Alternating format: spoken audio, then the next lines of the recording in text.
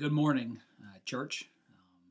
As we continue to follow in the steps of Jesus this Holy Week, this Passion Week, leading to the cross, I'd like to continue in Luke's Gospel in Jesus' life. What did he do after he cleansed the temple? Verse 48 of Luke 19 tells us that Jesus taught and he preached during these days, and every person who heard him hung on every word he said, while in the background the Pharisees and scribes were seeking to arrest him, to kill him. They had had enough of his teachings and um, his bold claims to be the Messiah. They had heard enough. And they wanted him out of the picture. They wanted him dead, and they were growing desperate. And so there was this tension in the background of Jesus' teachings, and at the same time, Jesus was continuously teaching in the temple. We find ourselves in Luke chapter 20, and this is one of these days. We'll claim this to be Tuesday. It says, Luke 20, verse 1. On one of these days, while he was teaching the people in the temple and preaching the gospel, the chief priests and the scribes with the elders confronted him, and they spoke, saying to him, "Tell us by what authority you are doing these things, or who is the one who gave you this authority?"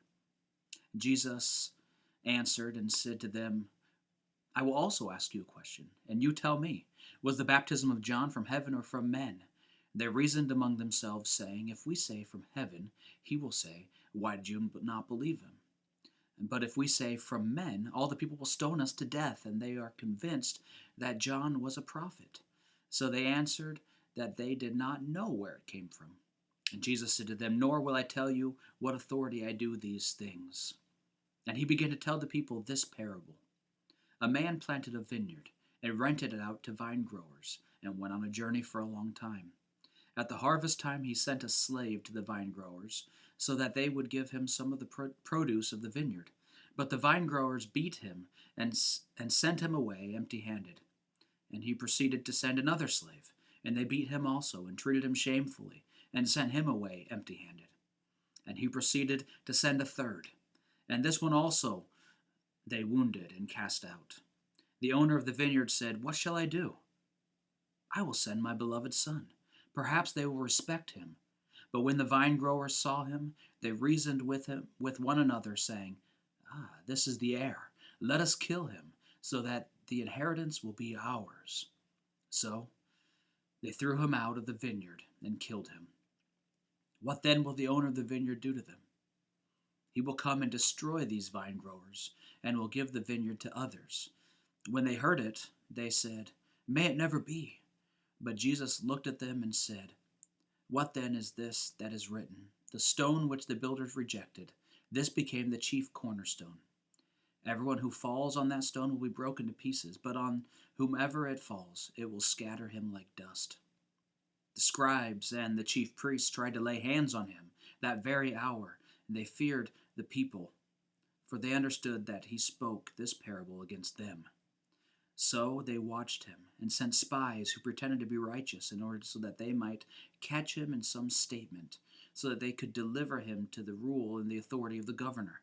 They questioned him, saying, "Teacher, we know that you speak and teach correctly, and you are not partial to any, but teach the way of God in truth.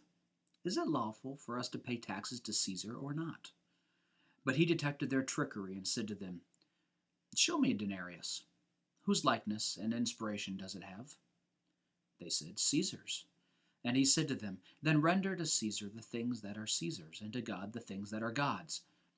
And they were unable to catch him in a saying in the presence of the people. And being amazed at his answer, they became silent. Now there came to him some of the Sadducees, who say that there is no resurrection. And they questioned him, saying, "Teacher, Moses wrote for us that if a man's brother dies, having a wife, and he is childless, his brother should marry the wife and raise up children to his brother. Now there were 7 brothers, and the first took a wife and died childless, and the second and the third married her, and in the same way all 7 died, leaving no children. Finally the woman died also. In the resurrection, therefore, which one's wife will she be? For all 7 had married her." Jesus said to them, The sons of this age marry and are given in marriage, but those who are considered worthy to attain to that age and the resurrection from the dead neither marry nor are given in marriage, for they cannot even die any more, because they are like angels and they're sons of God, being sons of the resurrection. But that the dead are raised, even Moses showed in the passage about the burning bush, where he calls the Lord the God of Abraham and the God of Isaac and the God of Jacob. Now he is not the God of the dead, but of the living, for all live to him. Some of the scribes answered and said, Teacher, you have spoken well. For they did not have courage to question him any longer about anything. Then he said to them, well, let's stop there.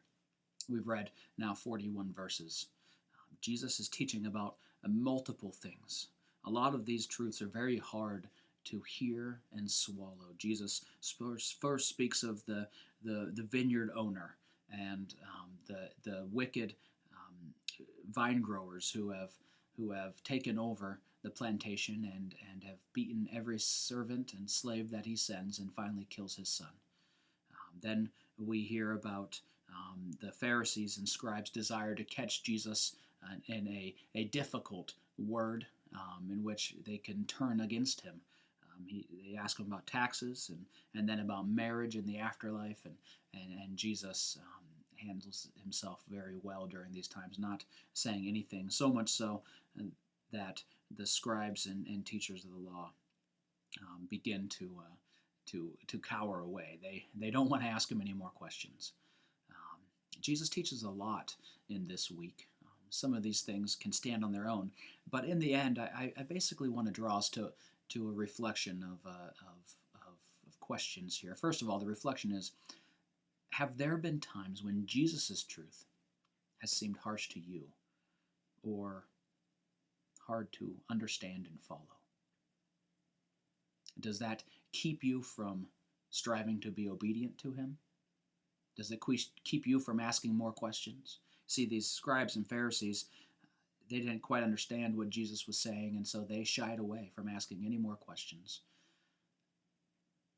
My charge to you this day is that if you come across a hard truth in Scripture to either understand or apply, I only ask of you to continue to search, continue to seek, continue to look to the Lord for answers and wisdom in his teachings, and then obey. No matter how hard the truth is to hear or how hard it is to follow, we are called to follow nonetheless. And so we can learn this from Jesus' teachings this day. May you have a blessed day.